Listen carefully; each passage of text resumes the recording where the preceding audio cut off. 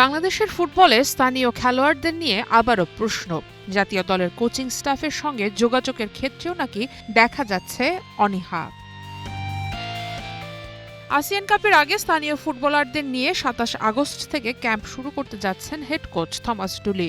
সে লক্ষ্যে ২৮ জনের প্রাথমিক স্কোয়াডও করেছেন ঘোষণা। ক্যাম্প শুরুর আগে স্থানীয় ফুটবলারদের সঙ্গে কথা বলতে ফোন করেছিলেন ডুলি, কিন্তু তার দাবি অনেকেই সেই ফোন ধরেননি।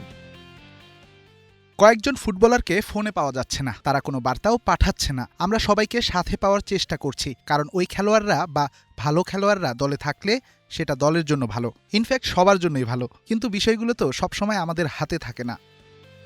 ডুলির অভিযোগ সত্য হলে এটি শুধু কয়েকজন ফুটবলারের ফোন না ধরার ঘটনা নয়, স্থানীয় দলের সঙ্গে যোগাযোগ এবং দায়িত্ববোধের জায়গায় স্থানীয় ফুটবলারদের মানসিকতা নিয়েও বড় প্রশ্ন তৈরি করে।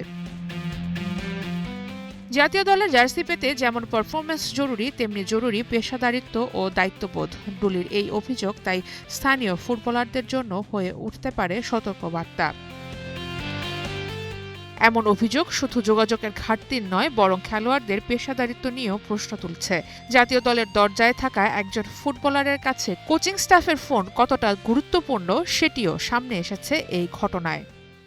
আমি চাই আপনি খেলুন, কিন্তু আপনি যদি উত্তরই না দেন তবে আমার কি করার আছে? কিছুই করার নেই। আমি তো আর গাড়ি চালিয়ে গিয়ে আপনাকে খুঁজে বের করব না। দেশের হয়ে খেলতে চাইলে খুব ভালো, আর খেলতে না চাইলে সেটা আপনার ব্যাপার।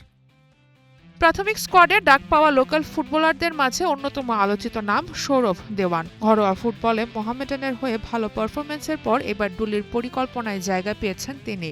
অর্থাৎ নতুন কোচ ঘরোয়া লিগে পারফর্ম করা ফুটবলারদের গুরুত্ব দিচ্ছেন, এটা তার স্কোয়াড নির্বাচনে স্পষ্ট।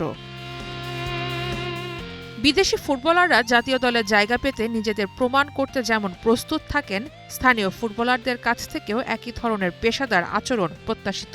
বিশেষ করে জাতীয় দলের প্রস্তুতির সময় কোচিং স্টাফের সঙ্গে যোগাযোগে কোনো ধরনের গাফিলতি ভবিষ্যতে সুযোগ পাওয়ার ক্ষেত্রে বড় প্রভাব ফেলতে পারে।